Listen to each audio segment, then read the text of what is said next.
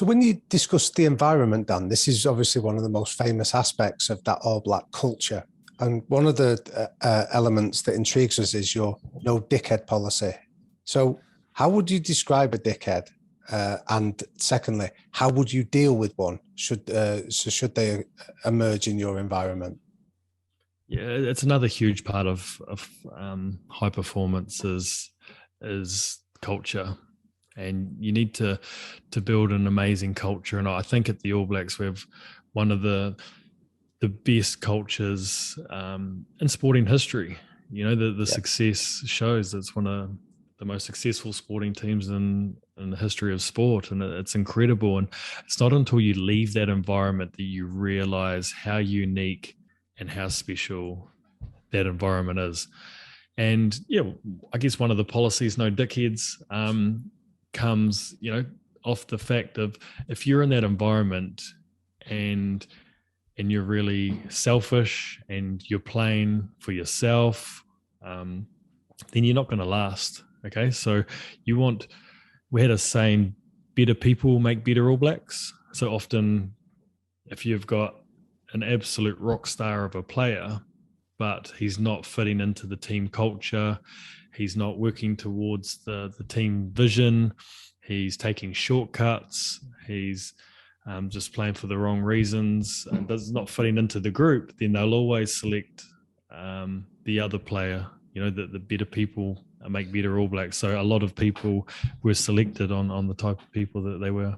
So can I ask a question on this, Dan? Because there'll be lots of people listening to this that maybe work with characters that they recognize that kind of selfish nature, but they don't have the chance to drop them or get rid of them from their environment.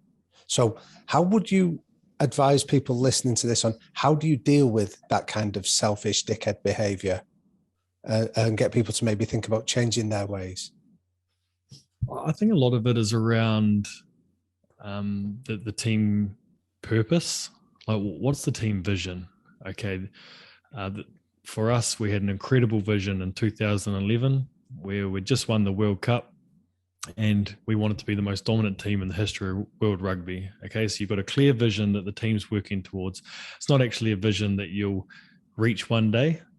Something you'll strive towards, you'll walk towards, but you'll never actually put the flag in the ground and go, yeah, we're the most dominant team in the history of world rugby. That's for other people to determine. And if you're in that conversation, you're doing something well.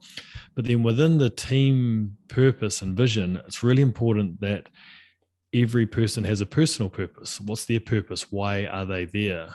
And how does that fit into the team purpose? So we used to spend a lot of time on sharing our personal purpose with our coaches, our management, so they knew exactly where you would fit in. And if someone wasn't fitting in, then it's one of the most difficult conversations you can have. But if you've got a culture of just beating around the bush and not able to confront your teammates, so we had a really strong leadership group, and we would always be challenging the players. We're always challenging the coaches and vice versa. So you're in an environment where you can stand up and have those really difficult conversations, and you're not doing it because it's a personal attack. You're doing it for the better of the team. So going back to your team vision, these conversations are happening because you care so much about the team. Okay, so I'm having this conversation with you because what's best for the team. So at the forefront of the mind, what's best for the team, not what's best for you, but what's best for the team. So all your decision making needs to be around that. And we had an environment where if guys we used to call it hot-dogging. If they were hot-dogging a little bit too much, and it was actually something really lighthearted. It was someone's hot-dogging on social media. You'd kind of put it up and before your team meetings, and okay, look, he's doing a shirtless photo. And even though that's fun and humorous, and guys would laugh, and you're taking the mickey out of each other, there was an underlining fact. It was like, come on, let's team first. So there's a real a real thing in about making sure that the team comes first. I know that that's not an example of someone being a dickhead. That's actually just a light-hearted way of saying, hey, come on, let's put the team first.